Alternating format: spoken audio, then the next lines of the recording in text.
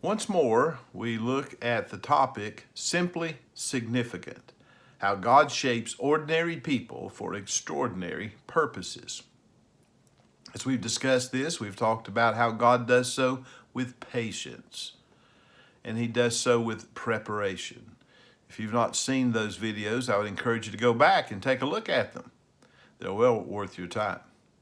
Then just recently, we spoke about how God does so with purity. Let me tell you something else that's important in this shaping and refining process, that God does so with passion. We're talking about Moses and David, looking at those two simply significant men, ordinary men in the Old Testament that God used for extraordinary purposes. And let me tell you about Moses. Moses had a passion for the people of God and for the burdens that they were suffering. He wanted to help them. It was a fire in his soul. Listen to what Stephen says here in Acts chapter 7, verse 23. Now, when Moses, was 40 years old, it came into his heart to visit his brethren, the children of Israel. It was in his heart, Stephen said. So let me turn and ask you, what is in your heart?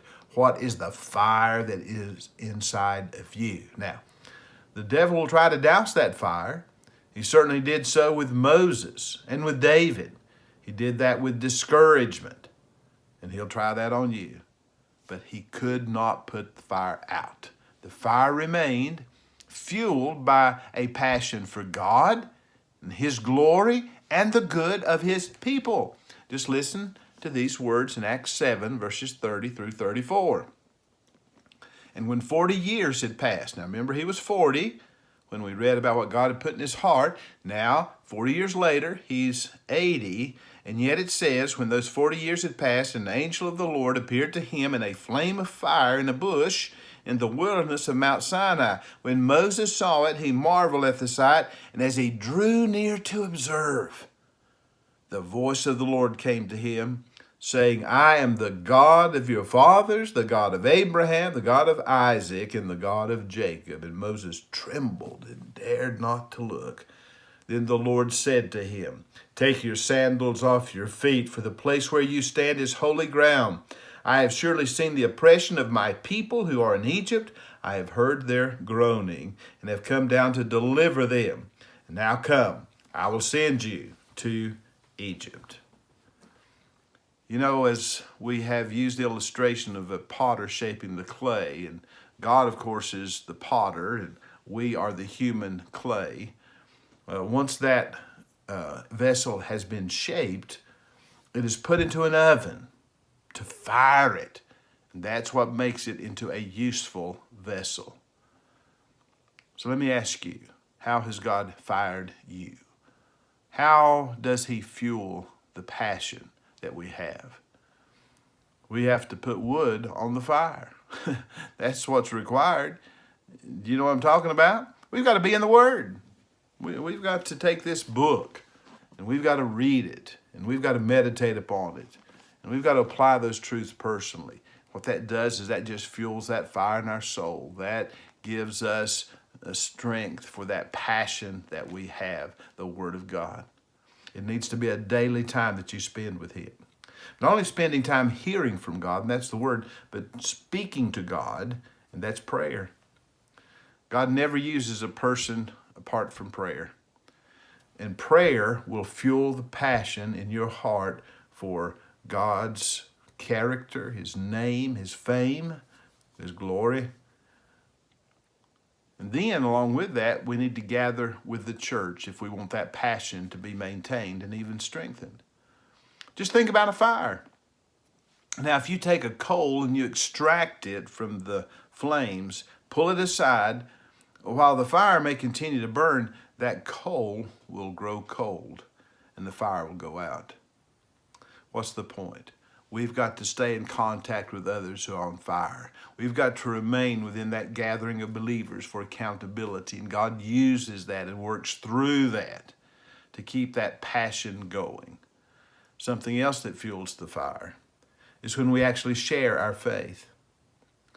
The more we give out, the more we receive. The more we tell others about Jesus, the more power and passion it has within us. And it's amazing. It's a cycle that feeds upon itself. That the more we say, the more we experience, and God supplies. The more God supplies, the more we say. and that's important for the passion that we have. So if you want to fuel that passion, those are 4 things that you can concentrate on. You may not yet have been launched into your ministry. You've got to go into the oven.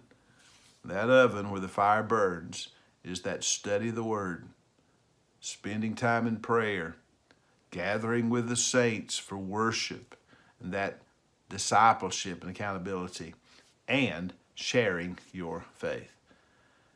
That's how God put a passion in me.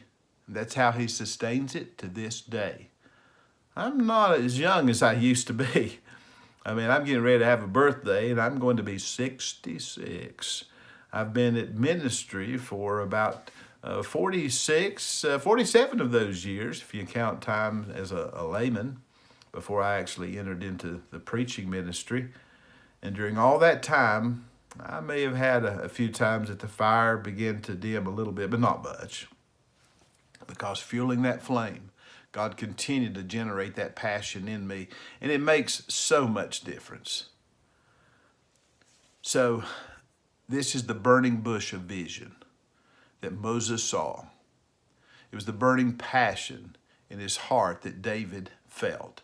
Do you remember when he showed up there and Goliath is mocking the people of God?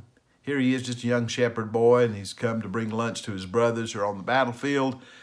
And this giant is roaring over there, and Goliath is challenging the people of God who are cowering, even the impressive human specimen King Saul, who ought to have been the hero of Israel. He's not going to fight that giant.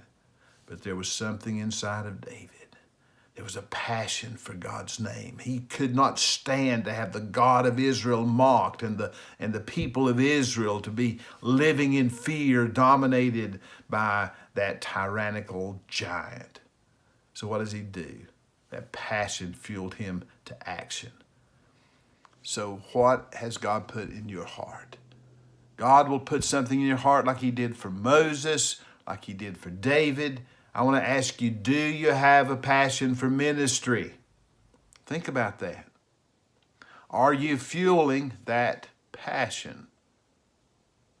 Those are vital considerations.